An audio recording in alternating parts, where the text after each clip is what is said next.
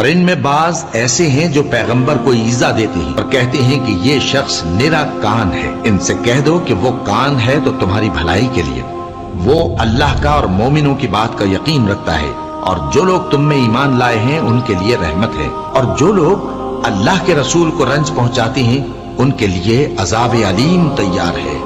مومنوں، یہ لوگ تمہارے سامنے اللہ کی قسمیں کھاتے ہیں تاکہ تم کو خوش کر دیں، حالانکہ اگر یہ دل سے مومن ہوتے تو اللہ اور اس کے پیغمبر اس بات کے زیادہ حقدار ہیں کہ یہ انہیں خوش کرے۔ کیا ان لوگوں کو معلوم نہیں کہ جو شخص اللہ اور اس کے رسول سے مقابلہ کرتا ہے تو اس کے لیے جہنم کی آگ تیار ہے جس میں وہ ہمیشہ جلتا رہے گا؟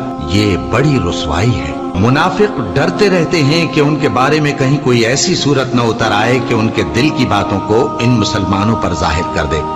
کہہ دو کہ ہنسی کیے جاؤ، جس بات سے تم ڈرتے ہو اللہ اس کو ضرور ظاہر کر دے گا، اور اگر تم ان سے اس بارے میں دریافت کرو تو کہیں گے کہ ہم تو یوں ہی بات چیت اور دل لگی کرتے تھے۔ کہو کیا تم اللہ اور اس کی آیتوں اور اس کے رسول سے دل لگی کرتے تھے؟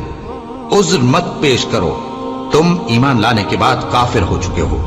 اگر ہم تم میں سے ایک جماعت کو معاف کر دیں تو دوسری جماعت کو سزا بھی دیں گے، کیونکہ وہ گناہ کرتے رہے